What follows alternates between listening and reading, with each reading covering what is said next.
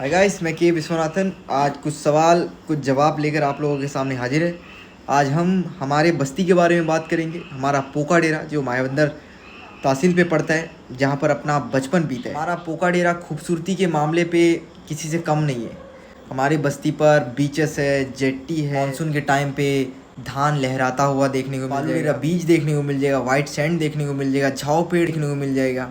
ऐसे अनेक प्रकार की चीज़। सबसे बड़ी बात, हमारे पोका डेरा पर डिस्ट्रिक्ट हॉस्पिटल है, आरपी हॉस्पिटल। मैं 7th 8th क्लास में पढ़ रहा था, तब बस्ती को देखकर ऐसे लगता था जैसे कि अंडमान निकोबार पर पोका डेरा जो हमारा विलेज है, ये बहुत बहुत बहुत ज़्यादा तरक्की करेगा। यहाँ के लोग बहुत आगे बढ़ेंगे। समय पर पोका डेरा पर अगर कोई जा रहा है नया इंसान घूमने के लिए, तो वो एक ही बात बोलते थे, वाह क्या बस्ती है यार, यहाँ पे तो सब कुछ ऐसा था एक टाइम पे हमारा बस्ती। यहाँ पर आपको पार्क देखने को मिल जाएगा, जिम देखने को मिल जाएगा, एवरी वीक टूर्नामेंट क्रिकेट का, वॉलीबॉल का, फुटबॉल का, ऐसा था हमारा। और अगर आज पूछे पोखरा के बारे में तो अधिकतर नकारात्मक चीज़ें आपको सुनने की मिलेगी।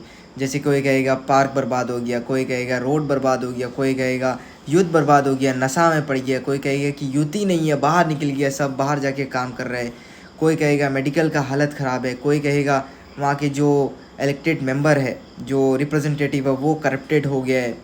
ऐसा हालत है हमारा पोका डेरा का। जस्ट पोका डेरा के पास में ही एक आइलैंड है जिसका नाम एवेस आइलैंड है।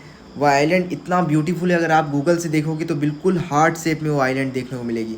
बिल्कुल वाइट सैंड आपको उस आइलैंड पे देखने को मिल जाएगी। जो हमारा फिशरीज जेट्टी है, वहाँ से डोंगी करके, बोट करके वहाँ आइलैंड जाते हैं, बहुत सारे टूरिस्ट जाते हैं। लेकिन उस आइलैंड को अभी तक अच्छे तरीके से टूरिस्ट के लिए बनाया नहीं है। अगर उसको टूरिस्ट प्लेस बना दिया जाए तो पूरे अंडमान निकोबार में वो आइलैंड पे भी बहुत ज़्यादा मात्रा में गेस्ट आएंगे। वहाँ पे आपको बिल्कुल रेड कोरल्स वो आइलैंड पे आपको देखने को मिल जाएगी। सबसे प्यारा बात हमारा पोका डेरा का, वहाँ का मेजॉरिटी, वहाँ के लोग बिल्कुल हेल्पफुल, बिल्कुल हॉनेस्ट, बिल्कुल ईमानदार। इसी ईमानदारी का फ़ायदा उठाकर जो वहाँ का रिप्रेजेंटेटिव है, जो एक्स प्रधान है, उनका तरफ से इतना करप्शन देखने को मिला है कुछ दिनों पे। क्या बताऊँ आप लोगों को, ये इन्वेस्टिगेशन होने के बाद ही पता चलेगा कि इनका द्वारा कितना करप्शन किया गया है हमारे गाँव का। गांव को देखकर तो यही लग रहा है कि हर चीज़ पे इन्होंने करप्शन किया है। गांव पे जितना भी कुछ पहले हुआ करता था, आज सब कुछ बिल्कुल ध्वस्त हो चुका है। ना पार्क देखने को मिलेगा, ना जिम देखने को मिलेगा, ना ही कोई ग्राउंड देखने को मिलेगा, ना बच्चे वहाँ पे आपको खेलते कूदते देखने को मिलेगा। ऐसा कुछ भी वहाँ पर आज के टाइम पे आपको देखने को नहीं। लोगों को अगर करप्शन को जानना है कि करप्शन है क्या, तो एग्जाम्पल के तौर पर पोका डेरा को देख लीजिए। पहले का पोका डेरा, 15 साल पहले का पोका डेरा कैसे हुआ करता था और आज का पोका डेरा कैसे है, इस पर आप लोगों को अच्छे से दिखाई दे देगा कि पोका डेरा पर कितना बुरीकत तरीके से करप्शन हुआ है। मैंने पहले भी बोला है कि करप्शन एक ऐसी बीमारी होता है जो धीरे धीरे पूरा गांव, पूरा मोहल्ला, पूरा सिटी, पूरा स्टेट को बर्बाद कर। हमारा गांव का जिम्मेदारी जिसको दिया, उन्होंने बहुत बड़ा विश्वासघात किया लोगों के साथ। भरोसा करना उस पर भारी पड़ गया गांव वालों को। तो इसलिए आप लोगों से भी मैं यही कहना चाहूँगा, जिसको भी अपने गांव का जिम्मेदारी दे रहे हो, गांव को आगे लेके जाने के लिए, उस पर ध्यान रखिए। आपको राइट्स देता है कि पंचायत पर क्या काम चल रहा है, कितना फंड आया है, कितने का बिल बना है, क्या काम हुआ है, ये सारी चीज़ों को जानने का राइट्स आपको संविधान देता है। आप RTI डालकर ये सारी जानकारी अपने पंचायत से निकाल सकते हैं, तभी जाकर आपका बस्ती, आपका गांव, आपका विलेज तरक्की करेगा। यूथ को खुलकर ये सारी चीज़ों पर सामने आना होगा, तब जाकर आपका भाई बहन, परिवार, बस्ती आगे बढ़ेगा, सब सफलता की ओर। सरकार द्वारा जो फंड आता है पंचायत को, ये फंड ना ही प्रधान का है, ना ही जिला परिषद का है, ना ही समिति का है, ना ही किसी मेंबर का है। ये फंड याद रखिए, ये आप लोगों का पैसा है।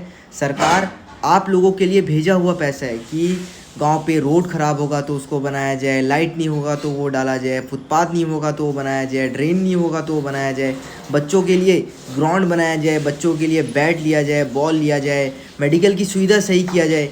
ये सारी चीज़ों के लिए सरकार फंड भेजता है पंचायत को, और आपका ही पैसा कोई और आपको बहला फुसला कर वो अपने लिए पर्सनली यूज़ कर रहा है, तो ये बेवकूफ़ी हुआ। क्योंकि हम किसी को अपने पैसे फ्री में क्यों दूँ?